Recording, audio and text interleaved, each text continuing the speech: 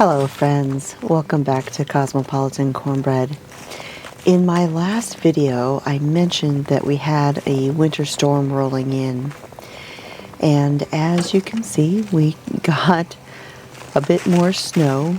Not a lot of snow, it was mostly ice underneath all of this.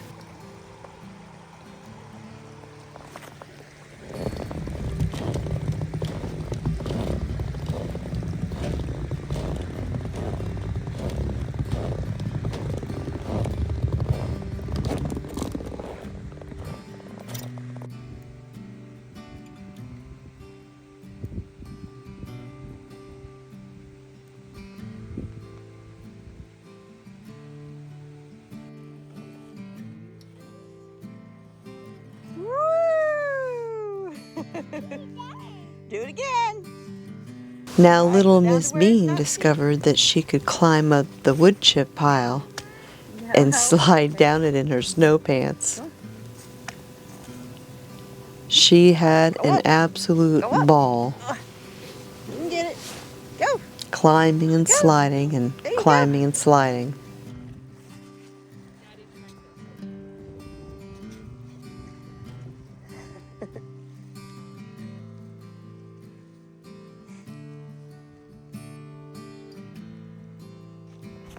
Come all the way down here.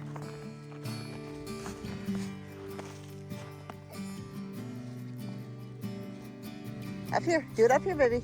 Over here.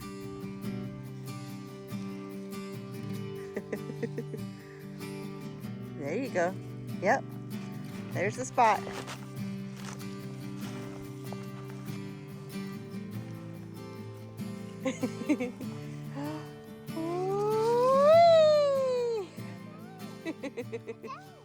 Again. Now there was one day this week where I was in Fort Smith running some errands, and I decided to stop in to an antique store that I visit every so often called Remember When Antiques. I love to go to antique stores even if I don't plan on buying anything, because there's always interesting things to see and you never know what you might find.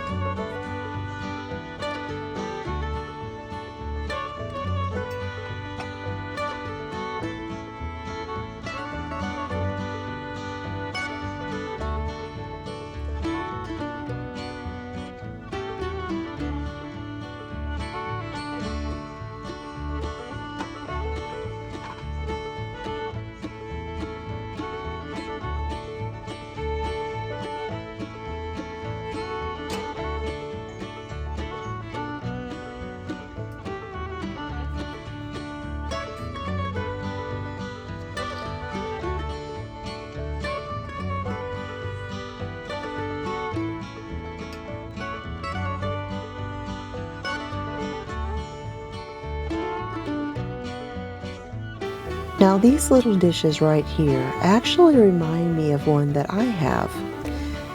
It belonged to my husband's great-grandmother. My son and husband actually found it half buried in the dirt where her root cellar stood, next to the spot that the house used to be at.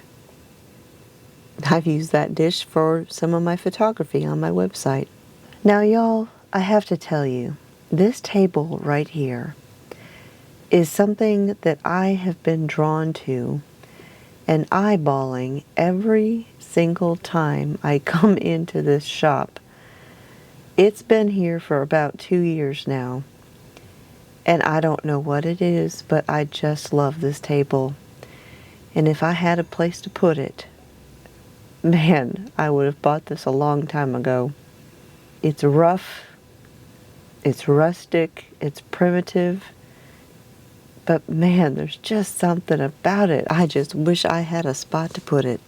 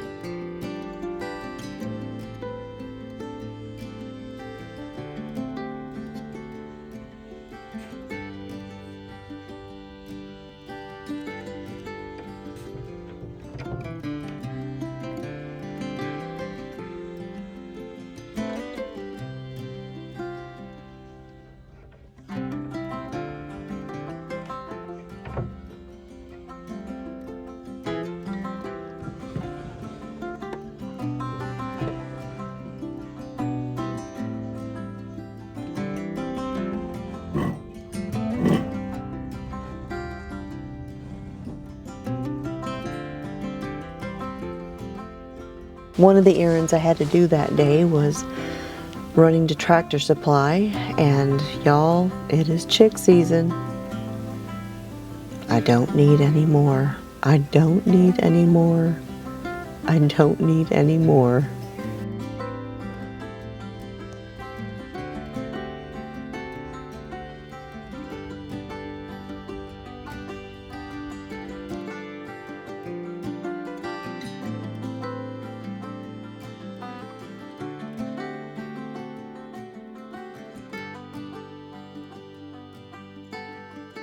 Hello friends, so I wanted to share with you, I got some seeds in the mail today, and I thought I would go through this and show you what I got. So this came from Baker Creek.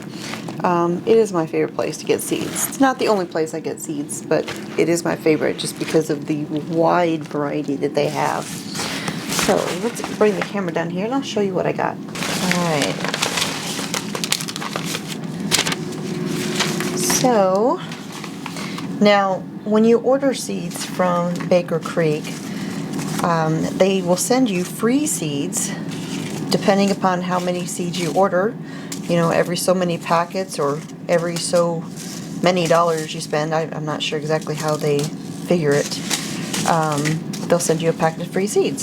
So, I believe I got 3 free ones in here. So we'll look at those in a minute. But I got a variety of things. Let me sort them real quick.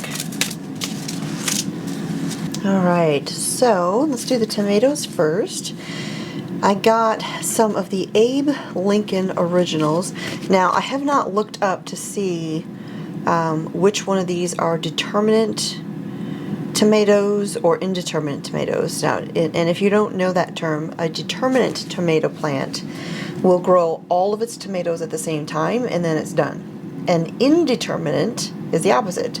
It will keep on growing all summer long and just keep on producing tomatoes and tomatoes and tomatoes as long as you keep that plant alive. So they don't actually tell on the package which ones they are. I wish they did.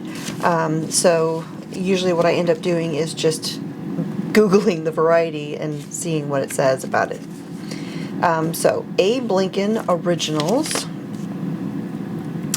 Renowned 1923 heirloom, medium large red meaty fruit, has incredible old-fashioned flavor. It is great for slicing or canning. Ozark Pink tomatoes. I mean, I am in Arkansas and it is known for the Ozarks, so I honestly, I probably just got it for the name, but it had really high reviews, and so I thought it was worth a shot. This one is an indeterminate, so this one will make tomatoes all summer long. It says, wonderfully smooth tomato with attractive pink color. Fruit is medium to large in size, and disease-resistant plants. So that is really important. I think that was actually the selling point for me for this variety. Great for the Ozark Mountains and all hot, humid areas. We qualify for that. Now, I don't know if I'm going to grow all of these varieties this year. I may do a few of each. We'll just have to see how it goes. German pink tomatoes. These are originates in Bavaria, which is a region in Germany. Came to the U.S. in 1883. Gorgeous, massive pink fruits, extremely versatile, excellent for canning, freezing, slicing, and juicing. Alright, so I got some little like cherry tomatoes. Did I get one or two? I got two different varieties of that. Mr. Smith likes to snack on the little cherry tomatoes. So I got some of these Sunrise Bumblebee tomatoes. It doesn't say. It just says sweet and fruity.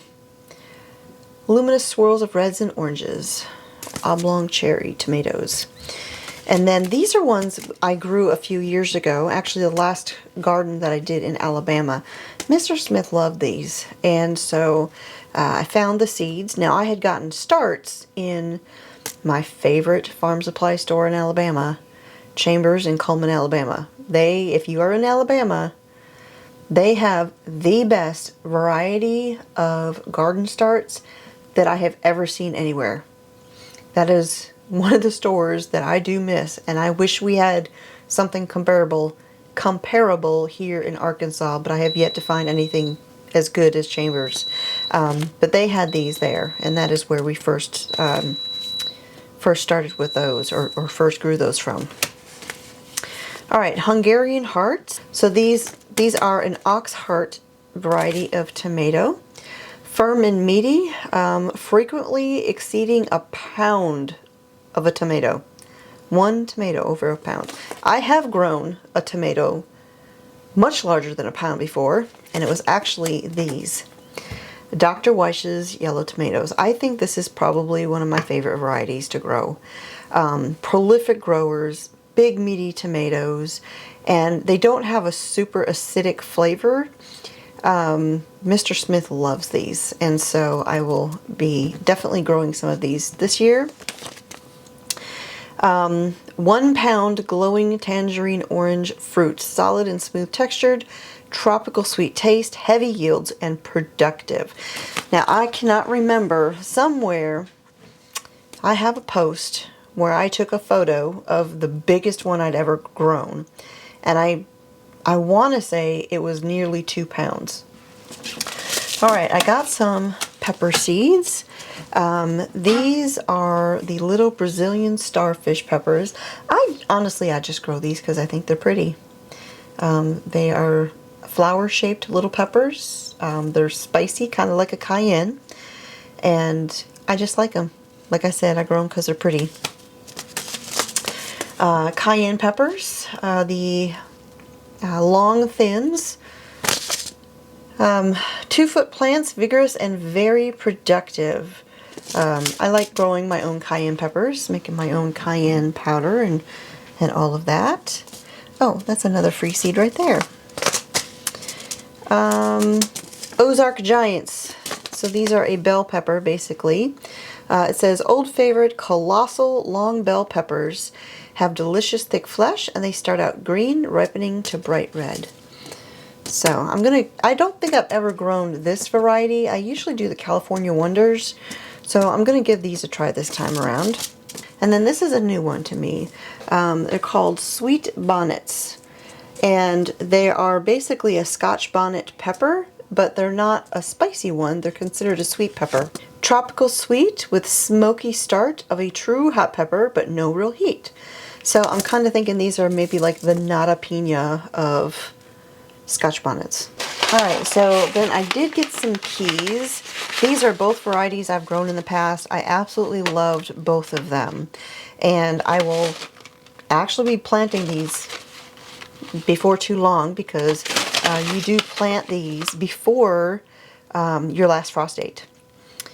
So these will get planted early spring, so I'll be planting these sometime in March, because our last frost is generally on average sometime in April. And so they are the Sugar Magnolia Tendril Peas. You can see that right there. And then the Magnolia Blossom Tendrils. These, I think, were my absolute favorite. I liked these ones too. I liked that the pods were purple. They looked pretty. But these were absolutely delicious. I would just walk through the garden while I was working on the other beds, since these all come up early, and I would just sit there and snack on these peas while I was working in the garden. Delicious, amazing. Alright, and then, like I said, I got a few flowers this time around. Most of these are actually repeats, things that I've grown in the past. Zinnias, my favorite. The Queen Lime Red. I absolutely love these. They're one of my favorite zinnias. Let me see if I got a couple others. I got the Mazurkia. This is another one of my favorites. They big flowers, and both of these, you'll have one plant and you'll have different patterned flowers on the same plant. Like you can kind of see here with the Mazurkia, how some of them have white edges, some of them are pink, some of them are light pink, and that variety will come from the same plant. It's pretty amazing. And then another one is these, and this one actually kind of grew on me, because the first year I grew them, I didn't realize they were little bitty flowers, and I didn't like that at first, but then I realized they grew so well. And same situation, you'll have all of these different patterns of zinnias growing on the same plant. And when I grew these the first year, they came back year after year in the same spot. So not as much, but there was always still some there. And they grew on me, and now I find that I really like them. And then, here's another zinnia. This one is called the Queen Lime Blush. And so this one's got lots of greens, but then it's got it's dusted with pink all over. I don't think I've grown this one before, but I thought it was pretty, so I got some of those seeds. Alright, and then Cosmos. I absolutely love Cosmos, and I have grown both of these varieties before. I love to have Cosmos in the garden just because they're such cheerful little flowers. And the pollinators, I always grow some flowers in the garden because the pollinators like them, and it brings them in to do their jobs for other things. Now here's a new one for me. It's a dandelion, but it's pink, and I actually don't know that I've ever seen this before.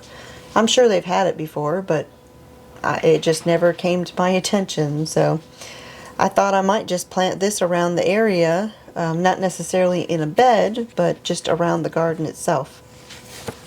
I mean, it is a dandelion, so it ought to be able to go pretty well, just about wherever you plant it. Oh, it says, adapted to most areas, but best in a location that receives morning sun and part to full shade in the afternoon. Well, I've got plenty of afternoon shade in certain spots of the garden, so I think that'll work well. Alright, so let's see what we got. They sent a packet of banana peppers, which I have grown before several times. These are a good staple pepper, so I'm glad that this was included as a free one. Okay, and then this one is a lettuce. It's called the Landis Winter Lettuce. Let's see, this variety is a descendant of the now extinct 1700s variety called the white tennis ball.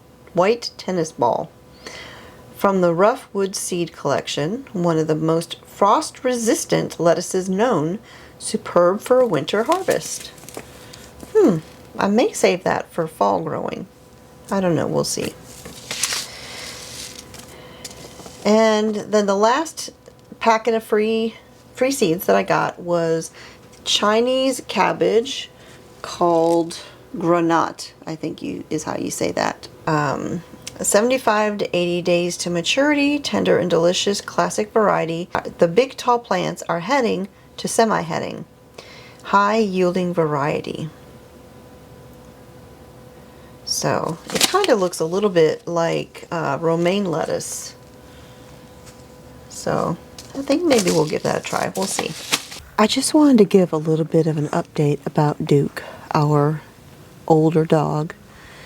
I'd had a lot of questions, lots of folks praying for him. He was in a lot of pain last week, and the vet couldn't figure out anything wrong with him. We couldn't figure out anything wrong with him. And it was a little bit of a mystery as to what exactly was going on with him. But he seems to be on the mend. He does have some pain medication that we can give him as needed. It's always hard when your animals start aging, or there's a problem and you don't really know what to do for him. He's walking a little slower than he used to, but he's still our sweet old man. Our tough guy, Duke. So here it was Friday, and as I often do, I had a batch of challah bread that I was getting started.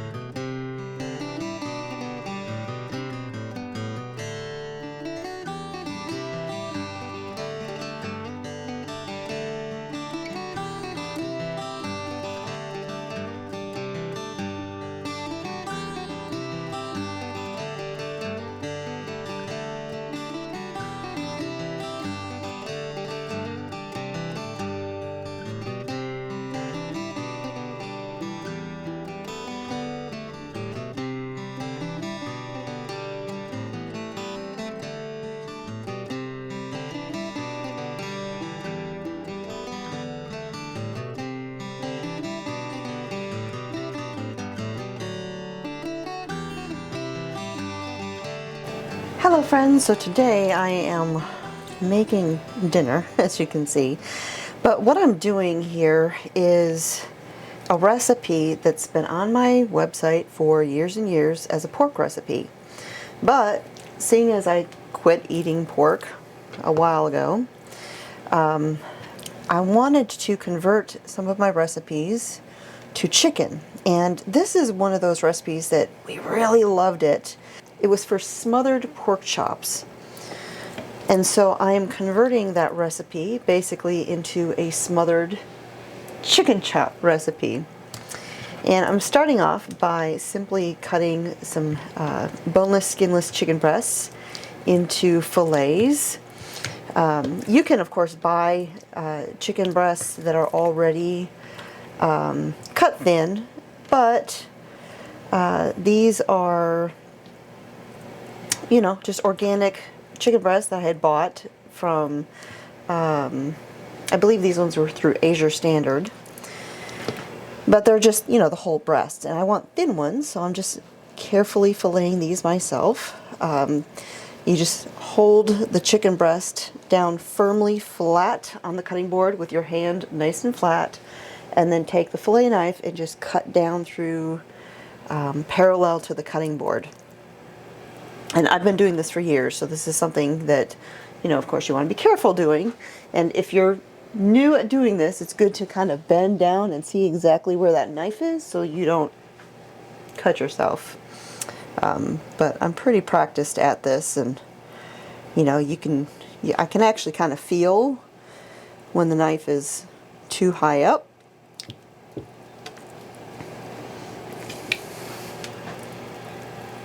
Okay. In my bowl, I'm combining some all-purpose flour and a little bit of salt and pepper. This is going to be my dredge that I coat my chicken fillets in.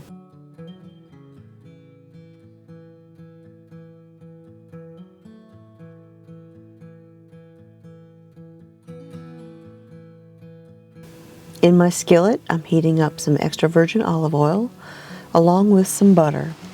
I like to combine the two when I'm frying up or browning things. The olive oil helps the butter to not scorch as easily.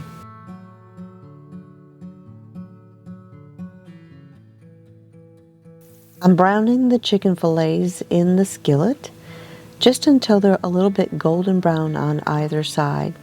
They don't have to be cooked all the way through. We're just giving them some color and some flavor.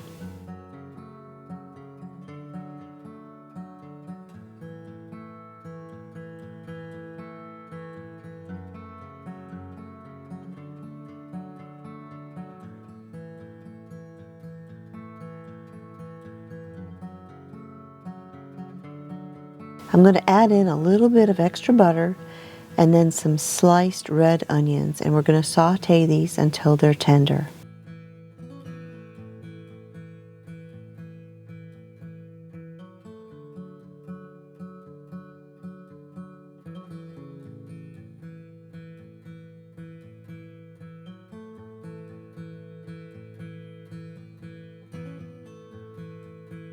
All right, friends, so I've got all of my chicken here kind of browned, just a little bit golden on both sides.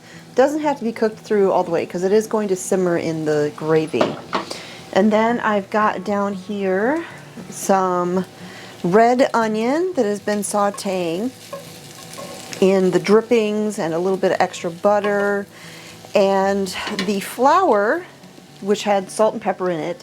Now, after I dredged the chicken, I hung on to this because as soon as these onions are done, and they'll be ready here in just a couple minutes, I will use some of this flour to begin making the gravy. So instead of tossing this out and using fresh flour, you just use what you've already got because it's already a little bit seasoned.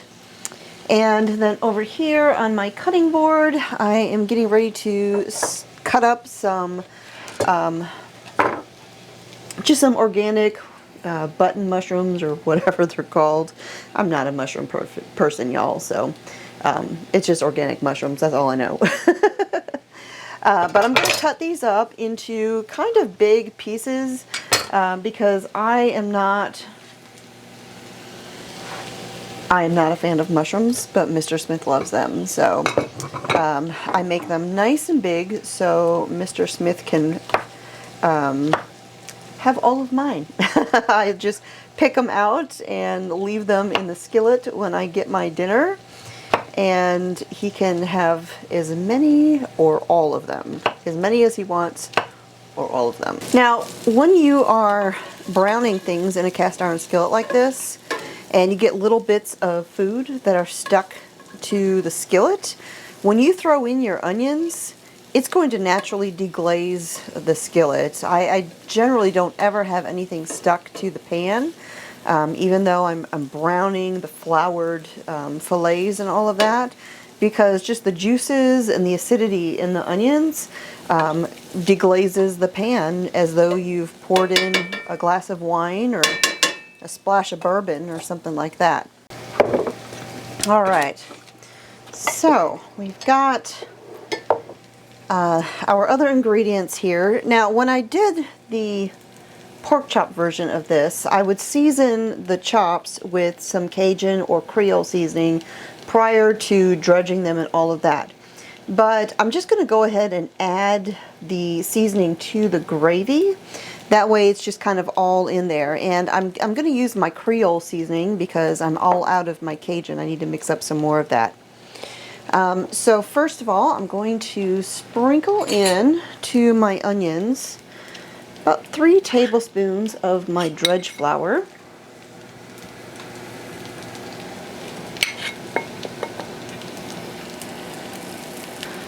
Two and 3. We're just going to kind of coat the onions with the flour. Now in my original recipe I used chicken broth, but I've also made it with beef broth. But today, because I love the onion flavor in this gravy, I'm just going to go ahead and start it off with some onion stock. I'm going to need 1.5 cups of the stock. Again, you can make this with beef broth or chicken broth or stock, whichever ones you have. And I will stick the rest of this in my refrigerator and use this in another recipe. Okay, and then we need 1 cup of half and half.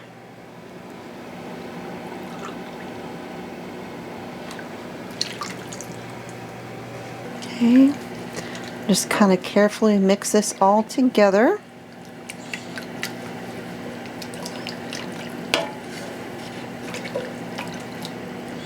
All right, then I'm going to add in my Creole seasoning. About 1.5 tablespoons is what I do with this one. Let's see. And all of my tablespoons are dirty, so we're going to do it like this. Just kind of estimate about 1.5 tablespoons. A little bit more. There we go. And then I'm also going to add in a little more thyme.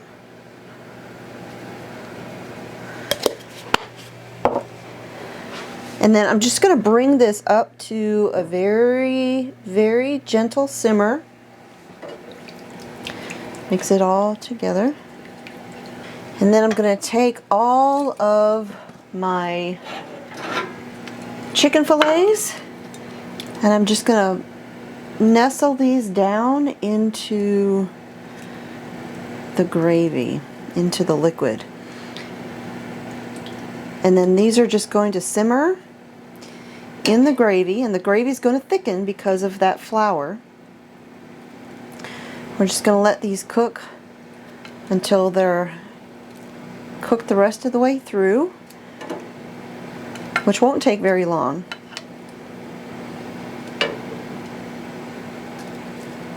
Just a few more minutes. You have to kind of layer them in there a little bit. One more. Oh, 2 more. Got a little thin one down there.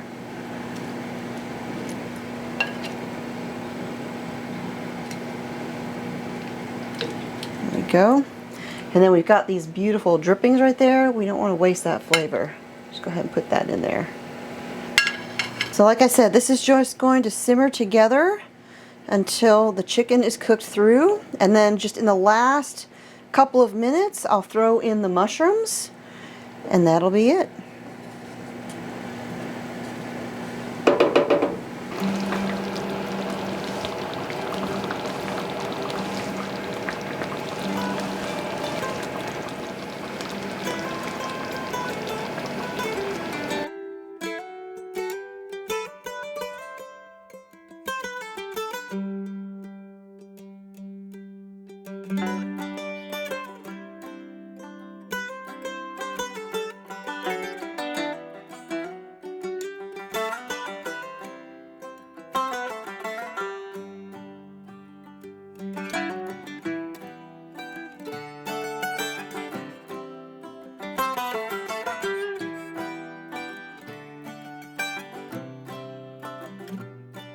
So earlier in the video I showed you a walkthrough of an antique store that I did the other day, And I did pick up a couple of things. I don't do a lot of antique shopping anymore. We just don't have the room for it.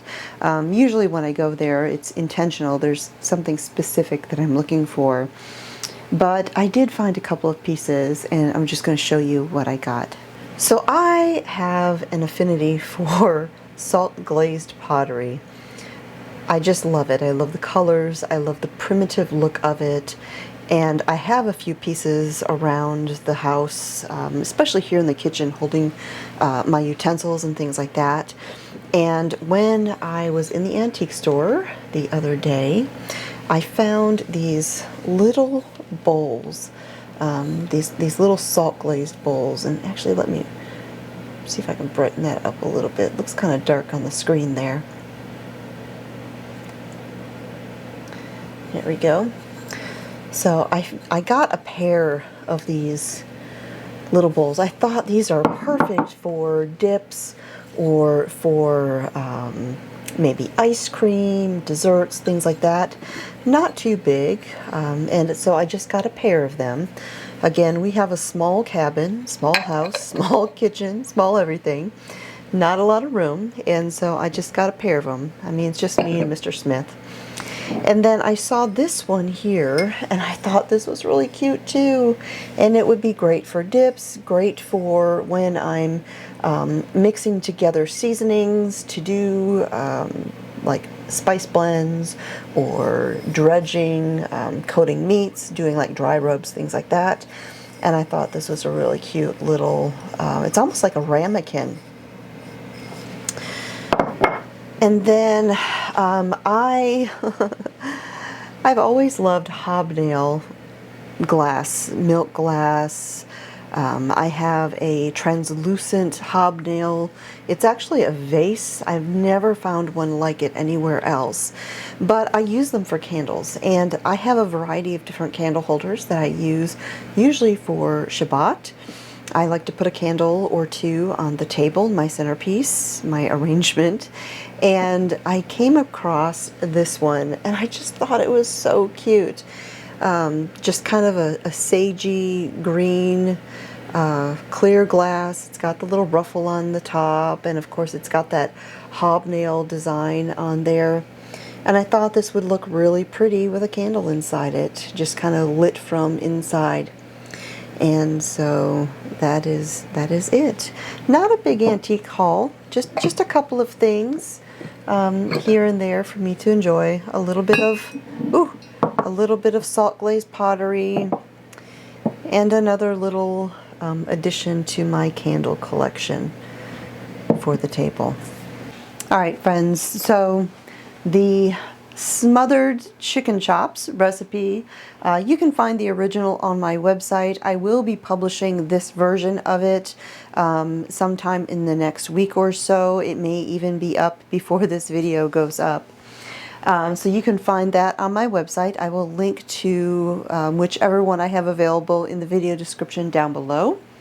I've got some challah coming out of the oven here in just a few minutes, and I've got some mashed potatoes, I've got some buttered peas back there, and then Mr. Smith requested some of my skillet cheddar biscuits once again, and so I'm going to whip up a quick batch of those. And this is Friday currently that I'm filming, and so I'm just going to go ahead and wrap this up. And again, if you missed my earlier video this week or last week, I've changed up the video schedule. It's going to be 2 videos a week. They'll probably be longer videos, but I will be publishing regular videos on Wednesdays and Sundays. And then, of course, I will be doing my coffee and scriptures on Saturday midday. So thank you for joining me here again at the homestead. God bless, and I'll talk to y'all next time.